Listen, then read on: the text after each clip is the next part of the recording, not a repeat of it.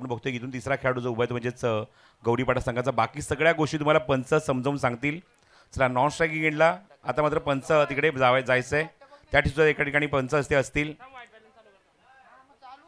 क्रिजच्या सर्कलच्या बाहेर थांबा. गौरीपाडा टीम थोडं सर्कलच्या बाहेरच थांबा, आतमध्ये जाऊ नका.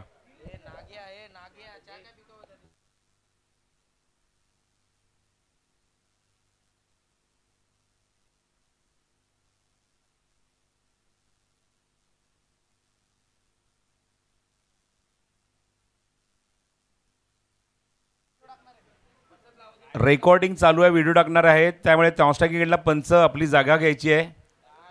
नॉन स्ट्रायकिंगचे पंच प्रसाद सहस्रबुद्धे.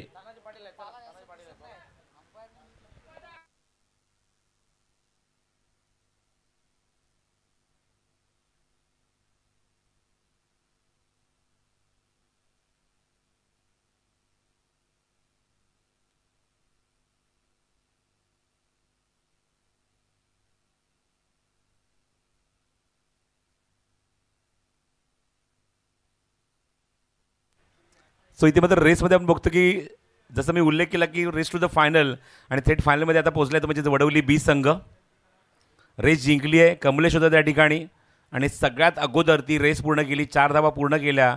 त्यामुळे उपांत्य फेरी असेल ती वाकळण विरुद्ध गौरीपाडा या दोन संघांमध्ये.